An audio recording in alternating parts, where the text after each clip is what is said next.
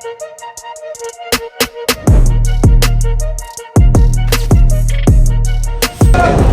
as early as June pala, pinagkakanta na natin ako. And kung makikita nyo yung deployment natin, 4 days ang naka-deploy na tayo dito. And dito sa Central Luzon, mag-deploy tayo ng yung 12,000 kasama na lahat ng force multipliers dito. Pati yung mga AFK yun sa atin. Pero yung sa kapulisan lang na dedicated sa mga cemetery, mayroon tayong 3,000. Bukod pa to doon sa mga pulis natin na nasa istasyon na nagpapunction ng basic law enforcement.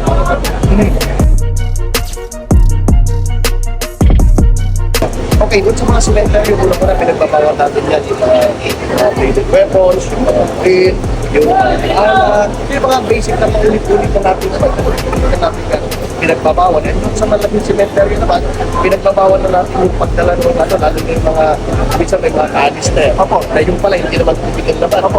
Sa seguridad din namin na pan-safety din kami dito. Para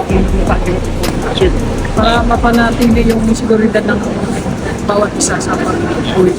Sa tingin niyo po, safe po ba kayo? Safe na safe po Safe ba kayo? naman. Wala naman pinag-iwan. Wala naman. Po sir, ano po ako sa nagpapatay dito para po sa para po safe po tayo.